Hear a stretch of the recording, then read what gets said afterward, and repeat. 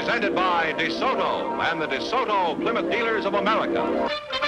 The most exciting car today is now delighting the far highway. It's the lovely, it's the Navig, it's DeSoto.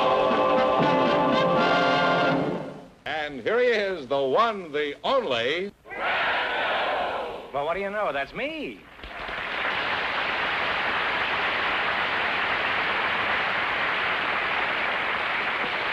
Well, here I am again with $2,500 for one of our couples. And if any of them say the secret word... The secret word, boys, will fly down and pay him $100. The word tonight is door. George Fenneman, who's supposed to try for the $2,500? Well, just before we went on the air, we asked if there were any young single people present tonight. And our studio audience selected Miss Nina Kramer, Mr. Clarence Allen. And here they are. Folks, come on in here and meet Groucho Marx. Well, welcome for the DeSoto Plymouth Dealers. And you say the secret word, you'll divide $100. It's a common word, something you'll find around the house. You're both single, eh? And would like to get married someday. Miss Nina, is that the way you pronounce it? Nina? Mm-hmm. Oh, I used to know a tenor named Nina. Where are you from, Nina? I'm originally from Chicago. Uh-huh. How original were you in Chicago? 19 years ago. 19 years ago? Then you've been here about 2 years, is that right? No, I've been here about 10 years. Oh, you're not 29, are you? Now you've got me confused. No, I'm 19. You left Chicago 19 years ago and you're 19 years old? No, I was 19 How did you come out, by bassinet? Would you mind repeating that whole thing again? How old are you? I'm 19. 19? Yeah. How long since you left Chicago? Oh, about 10 years. Oh, I see. That would make you 14 years old. You could leave it at that. Okay, leave it. And what's your hometown, sonny boy? Clarence? I'm from Claremont, California. Claremont? Claremont. I thought that was in Oklahoma. Not the one in California. Probably not. And I guess the one in Oklahoma is not the same one that's in California. That's where Will Rogers comes from, you know. Oh, he does? Claremont. See, now you've learned something tonight. That'll cost you $3. What is your age, Clarence? I'm 25. What kind of work do you do, Clarence? I'm a geologist. Don't change the subject. I asked you what kind of work. Well, geologists are really doing a wonderful work these days. Now, what do they do? Oh, we study rocks, hunt for minerals, hunt for oil, hunt for anything valuable in the Earth's surface. You actually look for rocks, is that it? That's right. Just wanted to be sure in this program we never take anything for granted, you know.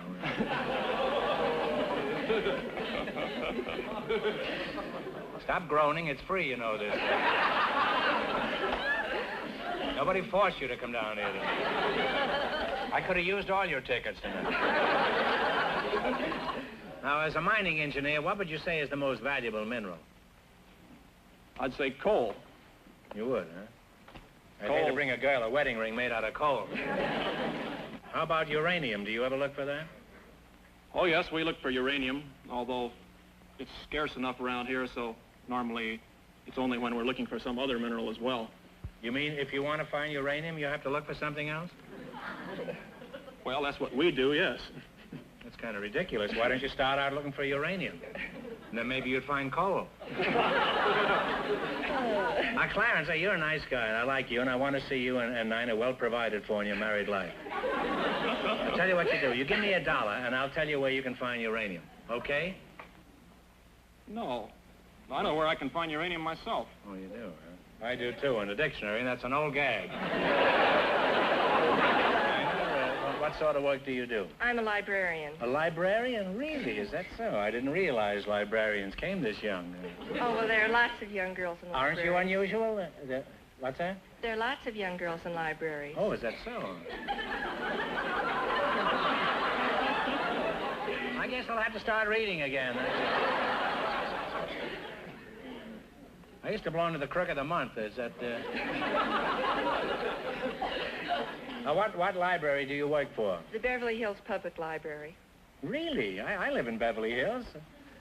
I don't think I've been there. Where is it located? Well, it's in the city hall, right next to the police station. Oh, I've been there, all right. On the other hand, maybe it was the library. As I recall, they booked me at the time. Now, let's see how well you work together as a team. Now, in just 1 minute, you're going to play You Bet Your Life for a chance at $2,500. But first, there's something I want you to pay close attention to. It'll prove invaluable in your marriage. You selected animals and nursery rhymes. Here's your first question. How much will you bet? 18. 18. Sounds good. 18. All right. What kind of a pet did old Mother Hubbard have? A dog. A dog is correct. Well, you're on your way. You have $38. Remember, you're going for $2,500 tonight. Now, how much of the 38 are you going to bet on this one? 36. 36. What ran after the farmer's wife? 3 blind mice. 3 blind mice. That's right. I should say you are doing mighty well. You have $74. $74. Here's your third question. How much you going to go for? 70. 73. 73. What did Bo Peep tend? Sheep. Sheep is right. Sheep at half the price. Sheep at half the price. I guess there's nothing there. You have $147. Here's your last chance to beat the other couples. How much you going to bet? 147. How does that sound? All right. How much have they got? 147 is betting the whole thing, huh? Okay, whole thing. Okay. What did Tom the Piper's son swipe? Pig. The pig is right. And you two wind up with a grand total of $294.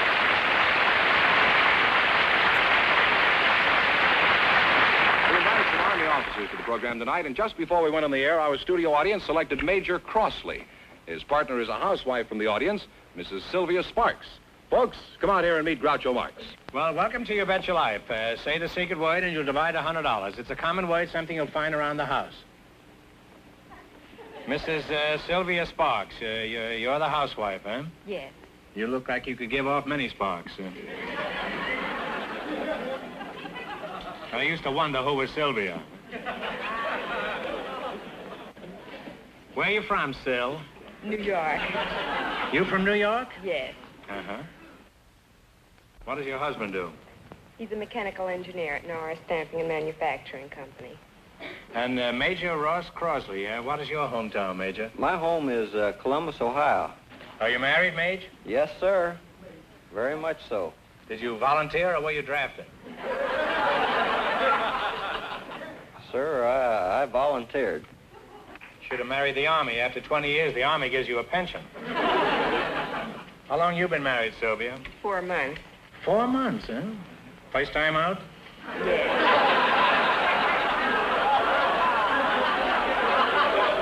That's what they say at the racetrack. It's good enough for me, huh? You've been married 4 months, huh? Now, how long you been married, Major? I notice you have some decorations on. Is that from the marriage? No, I've been married... Distinguished service at home in the kitchen? No. Groucho, I've been married for 13 years. Now, which branch of the service are you in? I'm in the Quartermaster Corps. Now, what do you do as a quartermaster? Well, we supervise the procurement of perishable foods for the armed forces. Well, like what, for example? Well, what kind like of supplies do you purchase? Meats and dairy products and fresh fruits and vegetables, eggs, butter. Well, do you pay retail or wholesale prices? Well, we pay wholesale prices. We can't afford to pay retail prices because we buy in such large volumes. I buy in small quantities, and I can't afford to pay retail prices. And when you buy in such large quantities, how do you know you're not getting stung? We have everything inspected, Groucho. If we, for example, if we buy meat, why, we have the veterinarian inspect all of it. Well, where do you buy your meat? Santa Anita? No, we buy our meat in the manner, as I just told you, from the packing houses and so forth. Now, suppose you buy a carload of strawberries. Do you turn the train over to see if the bad ones are on the bottom? No, we... How do you know that all the strawberries are going to be good? We have inspectors look at the strawberries. What are they? Are they on the bottom of the car? Well, they don't turn the whole bottom over, but they may pick a crate here and crate there, and sometimes they look on the bottom, too. Well, by the way, as a quartermaster, would you say the Army travels on its stomach? Yes, definitely, yes. The Must Army be quite a travels... sight after a 20-mile hike. All those soldiers soaking their tired stomachs in a bucket of warm water. All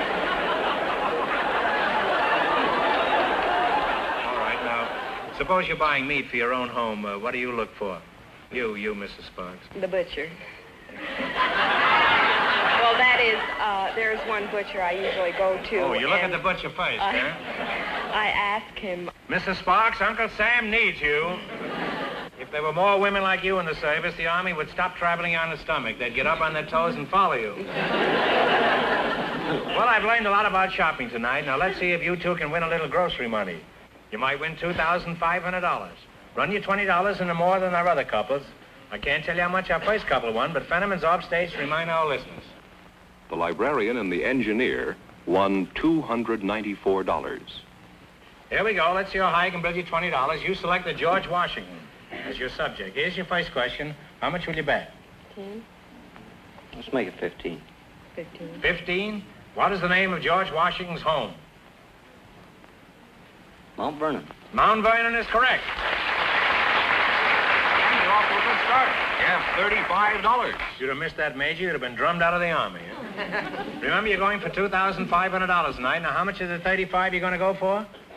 Oh, we'll go for 20. 20? Is that all right, Mrs. Yes. Sparks? What's the first name of George Washington's wife? Martha. Martha is right. You're now at $55. She certainly had a lot of candy stores at one time, yeah. Here's your third question. How much of the 55 you going to bet? And we bet it all. You're going to bet the 55. All right, where did Washington's army spend the bitter winter of 1777? Valley Forge. Valley Forge, you're right. Now you have $110. You got $110, and this is your last chance to beat the others. Now, how much you going to bet? 90. 90, is that all right, Sylvia?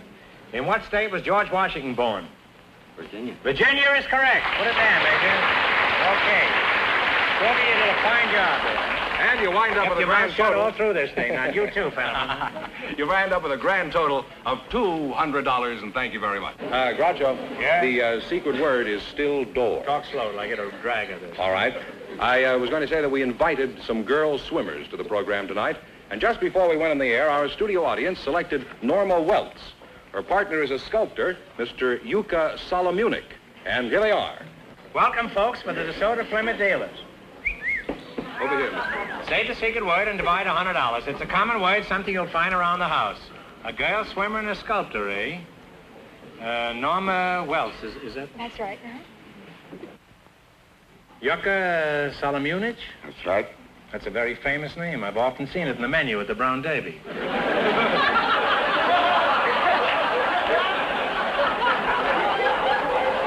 You're some kind of an hors d'oeuvre, aren't you? No, I'm a sculptor. A sculptor, huh? That's quite a jump from hors d'oeuvres, huh? How did you ever get a name like Yuka Solomunik? Just like you did. My parents give it to me. As far as I know, your parents didn't even know me. Now, what does your name mean in the Brown Davy? It means salt of Munich. It means what? Salt of Munich. Salt of Munich? That's right. Oh. Now, where are you from, Mr. Solomunik? I was born in Yugoslavia. Why did you come to California? My doctor advised me to get rid of my sinus trouble I have. And did you get rid of your sinus? It gets worse than ever.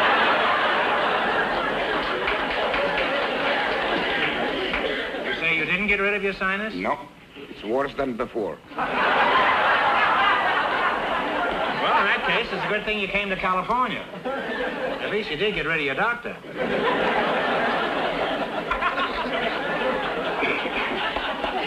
Could you sound off in Yugoslavian, Yuka? Sure. I speak it very well, you know. Go ahead, say something. Ti imaš veoma dobru glavu. Oh, you're a southern Yugoslavian. Okay, I give up. What did you say? You have very interesting head.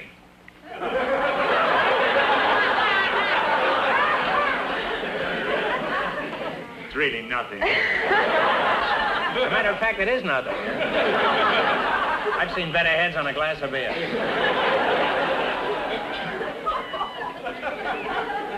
Are you married, Yuck? Yeah. I'll call you Yuck.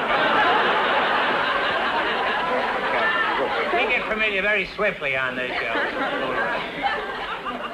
You were married, Yuck? Yeah.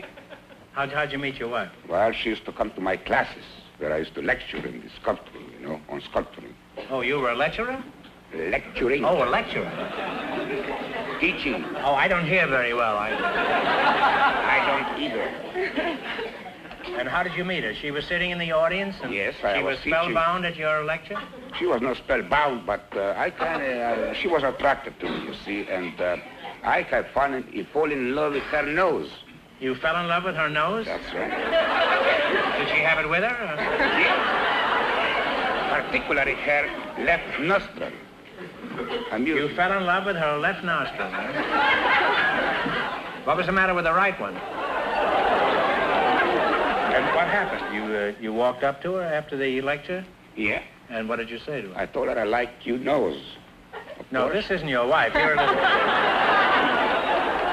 Now, Norma, that's a very pretty name, Norman. You're a very pretty girl. Huh? Thank you. Have you always been this pretty? Well, I guess so. You're a swimmer. Huh? Do you swim for a living? No, I'm a low freshman at SC. What kind of course are you taking there? 3 points to the starboard? No, elementary education. Oh. How old are you? 18. 18, huh? Are you being rushed by any of the fraternities at school? No, you mean sororities. Fraternities don't rush women.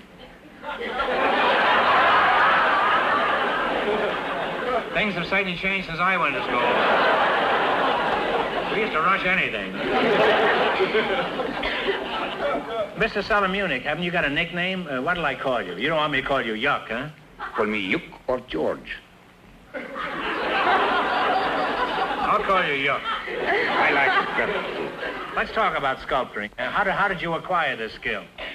Well, first I was born. Well, Then that's reasonable to believe. Then I went to a famous academy to study. And then? And then I became a sculptor. Well, how did you decide to become a sculptor? I kind of like it, appealed to my sense. I study technical thing about sculpture, history of art, and anatomy. Well, I've studied anatomy, but I doubt if I could ever be a sculptor. However, I'm told I'm a pretty good chiseler. Now, do you think that Norma here would make a good statue? I think she would. Are you looking at her nostril, or are you just... Well, I look at her interesting head. She has a very fine proportion head. Very beautiful nose. Steady there, Yuck. Now, when you see a beautiful woman, what's the first thing an artist like yourself looks for? What a ridiculous question. I look at her eyes. I'm surprised they don't throw me out of here. Pardon me, I didn't hear what you said. I say I look at her eyes. You look at the eyes first? Yes. Yeah? Well, I can see I'd be a total loss as a sculptor. Now,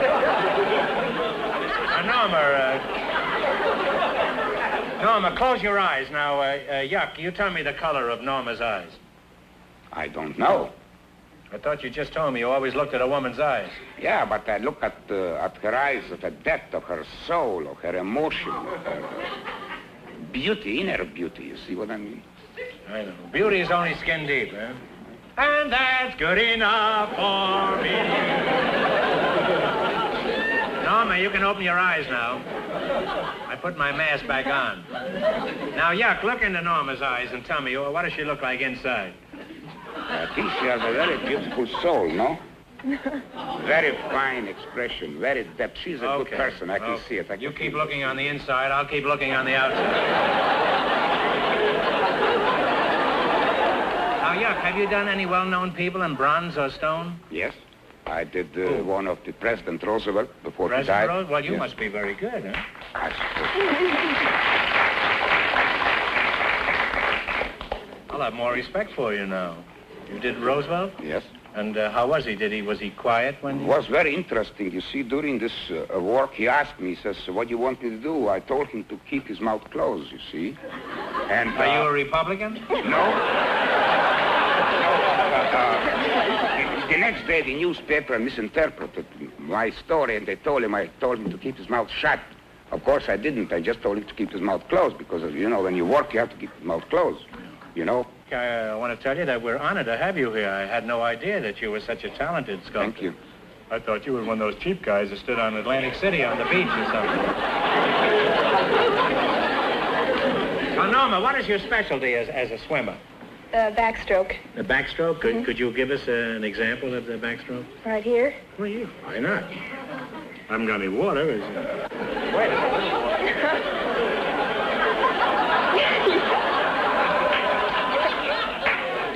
I don't think that's enough. It's not enough, huh? No.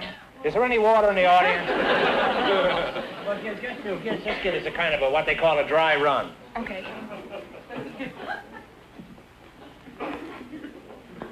Like that. It's easy. To swim. And that's all you do? That's all you do, and kick your feet. Don't you do? Huh? Kick your feet. Well, do it and kick your feet at the same time. Well, thanks to you two, I know all about swimming and sculpting, and if I ever decide to have my statue carved, I'll go jump in the lake. Well, let's see how well you make out in the quiz. You run your $20 into more than our other couples, and you'll get a chance at the $2,500 question. Now, I can't tell you how much our other couples won, but George Fenneman is off stage to remind our listeners. The librarian and the engineer are still ahead with $294. Here we go. Let's see how high I can build you $20. You selected international landmarks. Here's your first question. How much of the 20 are you going to risk? $15, yeah. 15? In what country do you find the pyramids? In Egypt. Egypt is right. And you're off to a good start. You have $35. You got $35. Remember, you're going for $2,500 tonight. Now, how much of the 35 are you going to bet on this? 30. Okay. 30. In what country do you find the Louvre? L-O-U-V-R-E. Louvre in France. In France is right. Now you have $65. $65. How much are you going to bet this time? We bet 60. Okay. 60. Yuck is a real chiseler, isn't it? In what country do you find the Leaning Tower? In Pisa, Italy. In Italy is right. Now you've climbed to $125. $125 is your last chance to beat the other couples. How much are you going to go for? 120. 125 is that. Yeah, let's put the whole business. Don't kiss her, Yuck. Just talk it over. Okay. How much we have? 125 is that. Let's put 125. Yeah. Okay. In what country do you find the Acropolis?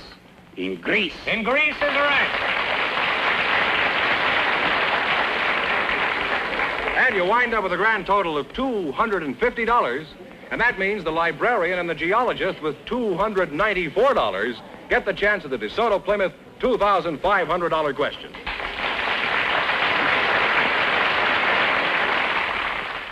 All right, now we find out you've been hanging around these books all these years. We find out if you really know anything. Here we go for $2,500. I'll give you 15 seconds to decide on a single answer between you, so think carefully and please, no help from the audience. Here it is.